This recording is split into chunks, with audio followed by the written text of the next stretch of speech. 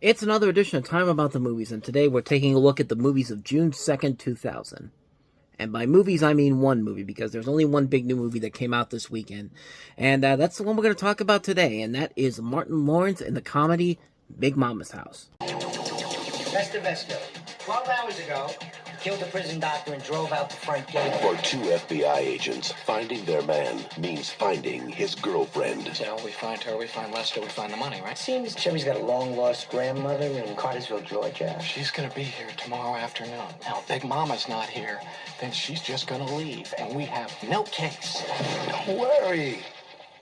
Big Mama be here.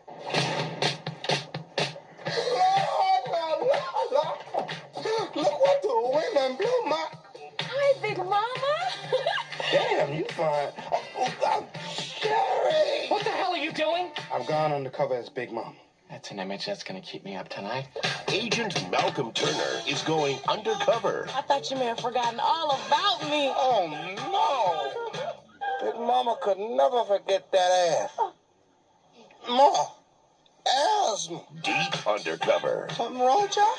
You're, Oh, there. When you get to be my age, they're like yard dogs. If you don't put them on a leash, they'll just roam all over the neighborhood. who are you? Big Mama asked me to come by. I'm a handyman. It ain't over Let me tell you what I got.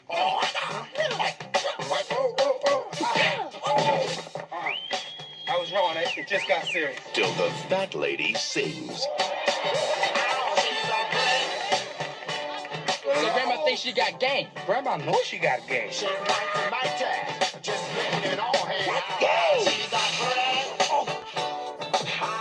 baby, why don't you back that thing up and show me what you got, what you gonna do?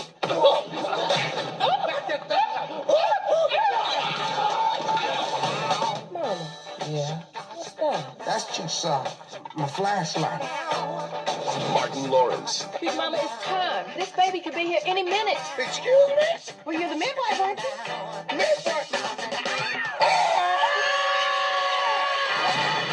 Big Mama's house. Please! Surprise. Big Mama? Is there another flashlight over there? Dick jokes. That trailer pretty much gives you a sum up of what the movie is about, but if you need a description, I'll tell you. It's, Martin Lawrence is an FBI agent who is tasked with tracking down an escaped convict played by Terrence Howard in his loot, by going undercover as the estranged grandmother of his former girlfriend, played by Nia Long, unaware of the bond he will form with her, both as the grandmother and also in terms of a relationship. So, we've seen this done before. It's been done at times in great capacity. You know, Tootsie, Mrs. Doubtfire, some of the greatest cross-dresser movies of all time. Most times, it doesn't really work. It usually needs that spark or that edge to really give it its own unique spin on everything. And this has a little bit of its own unique spin, to the point where I would say it's a decent film.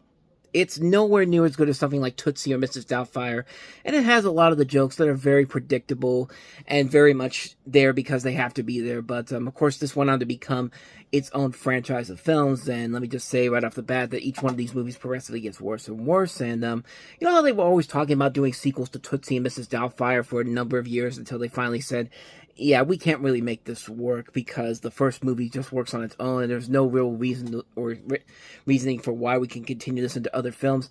The Big Mama's House movie should be a perfect example of why this should not be more than just one movie. It just needs to be one movie, because Big Mama's House 2, which I saw it back in the day, I didn't think it was that bad, but it's definitely not a good movie. But Big Mama's Like Father Like Son is a complete waste of your time, but I will say that neither one of these movies compares to the first movie, which isn't a great movie per se, but it still has little moments that make me laugh and go like, you know what? I can still find some value in this. I can still find a lot of value in this movie in terms of the comedy, even though it's very predictable. It's very much what you expect it to be. There's a lot of good talent involved in here. You've got Martin Lawrence and Nia Long. You have Paul Giamatti, Terrence Howard, Anthony Anderson. Ella Mitchell plays the real Big Mama.